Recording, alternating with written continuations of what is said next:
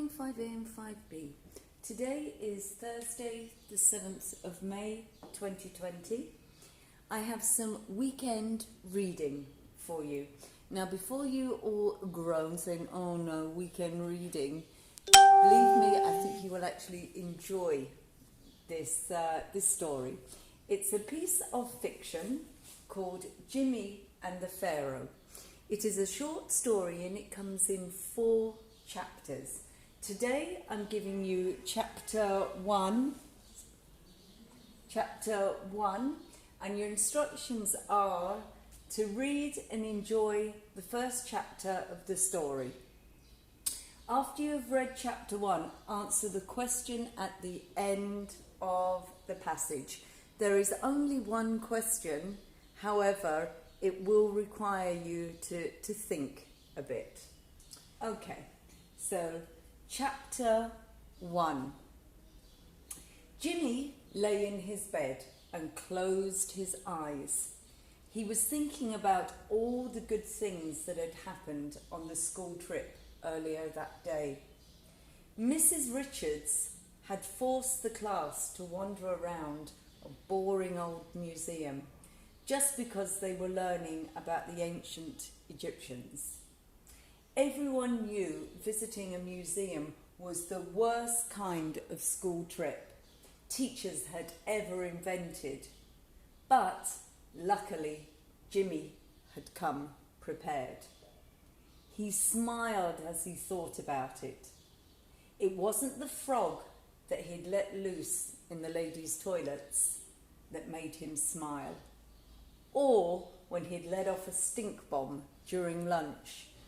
No, it was what he'd borrowed, and I need you to see, inverted commas, borrowed from the museum as a souvenir that Jimmy was so happy about. Okay. Jimmy was too excited to sleep. He opened one eye and uncurled his fingers. So he uncurled his fingers. Wow, he thought to himself, twiddling, so like this, twiddling what looked like a model of a shiny beetle in his hand. Tutankhamun's lost heart scarab. He'd borrowed it, note again, borrowed it when the boring old museum guide was droning on about the Pharaoh's curse or something. It just kind of called out to him, so he grabbed it when she wasn't looking. He kissed the scarab for good luck and then tried to drift off to sleep. Poof! Suddenly, out of thin air, a rather thin-looking, half-naked man appeared with a strange hat and a funny little beard. Wah! The man squealed, jumping in fright. Ah! Jimmy squealed back. The strange man seemed confused and peered around Jimmy's bedroom. Okay, he said, shrugging.